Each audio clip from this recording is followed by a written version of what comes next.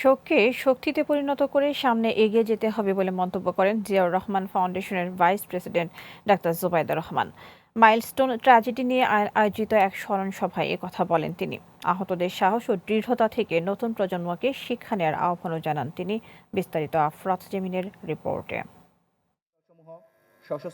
Milestone ট্র্যাজেডিতে নিহত শিক্ষার্থী, শিক্ষক ও কর্মচারীদের স্মরণে মঙ্গলবার ন্যাশনাল বার্ন ইনস্টিটিউটে শ্রদ্ধাঞ্জলি ও স্মরণ সভা আয়োজিত হয়। সবাই নিহতদের স্মরণে 1 মিনিট নীরবতা পালন করে তাদের বিদেহী আত্মার মাগফিরাত কামনা এবং গভীর শ্রদ্ধা জানানো হয়। অনুষ্ঠানে মাইলস্টোন ট্র্যাজেডিতে আহত চিকিৎসা ও পুনর্বাসনের বিষয়টি প্রধানমন্ত্রীর কাছে তুলে ধরার আশ্বাস দেন স্বাস্থ্য ও পরিবার কল্যাণ মন্ত্রী সাখাওয়াত হোসেন। এরপরেও যদি আরও কিছু উন্নততর চিকিৎসারও প্রয়োজন হয়, আমাদের সরকার, আমরা পিছিয়ে থাকব না। We must extend hour hands of cooperation to help this affected persons of babies.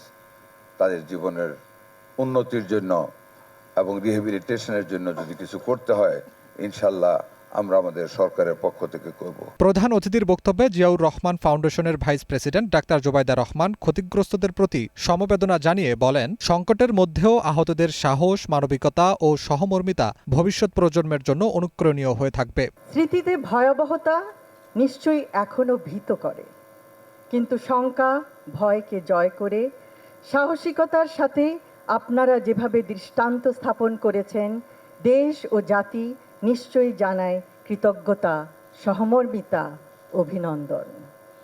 আপনারাই জাতির প্রাণের স্পন্দন। আপনাদের উদাহরণ কোনো বিপদেই যেন মানুষ হতাশ না হয় সেই শিক্ষা দিয়েছে। উদ্ধার ও চিকিৎসা কার্যক্রমে অংশ নেওয়া চিকিৎসক, ফায়ার সার্ভিস, স্বেচ্ছাসেবক এবং দেশি বিদেশি সহযোগীদের প্রতি কৃতজ্ঞতা জানান ডাক্তার জুবাইদা রহমান। সাহায্যের হাত বাড়ানো সেই সব সাহসী বীরদেরকেও আন্তরিক ধন্যবাদ জানাই, যারা বিভিন্ন সাহায্য সংস্থা, fire service, doctors association of Bangladesh, Ziaur Rahman foundation, national institute of burn and plastic সার্জারির প্রতিনিধিত্ব করেছেন এই সংকটময় মুহূর্তে। বহু মানুষ এগিয়ে এসেছে আক্রান্তদের পাশে দাঁড়াতে। এই কষ্টের মধ্যেও যে সাহসিকতা, সহমর্মিতা ও আত্মত্যাগের নিদর্শন সারা বিশ্ব দেখেছে, তা ইতিহাসে বিরল। দুর্ঘটনার তদন্ত প্রতিবেদন প্রকাশ, দায়ীদের জবাবদিহিতা নিশ্চিত করা এবং আহতদের দীর্ঘমেয়াদী চিকিৎসা ও পুনর্বাসনের দাবি জানান আহত ও নিহতের স্বজনরা। আফরাত জেমিন, গ্রিন নিউজ, ঢাকা।